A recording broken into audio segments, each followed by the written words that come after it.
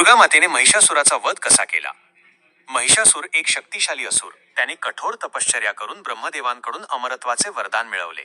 परंतु वरदानात एक अट होती की त्याला कोणताही पुरुष, देव किंवा राक्षस मारू शकणार नाही. या वरदानाचा गैरवापर करून महिषासुराने स्वर्ग आणि पृथ्वीवर हाहाकार माजवला. देवतांचा पराभव करून त्याने स्वर्गावर ताबा मिळवला. महिषासुराच्या अत्याचारांमुळे त्रस्त झालेल्या देवतांनी भगवान विष्णू, शिव आणि ब्रह्मदेव यांच्याकडे मदत मागितली. त्यानंतर सर्व देवतांनी एकत्र येऊन आपली सर्व शक्ती, तेज आणि ऊर्जा एकत्रित करून एका देवीची निर्मिती केली. या देवीचे रूप अत्यंत तेजस्वी आणि भयावह होते आणि तीच दुर्गा माता म्हणून ओळखली जाऊ लागली.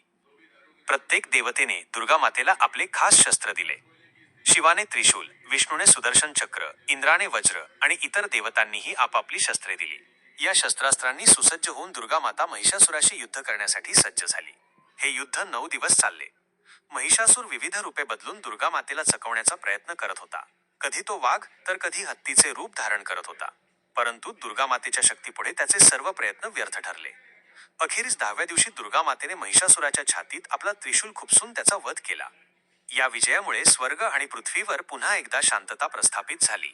म्हणूनच दरवर्षी हा दिवस विजयादशमी, दसरा म्हणून साजरा केला जातो.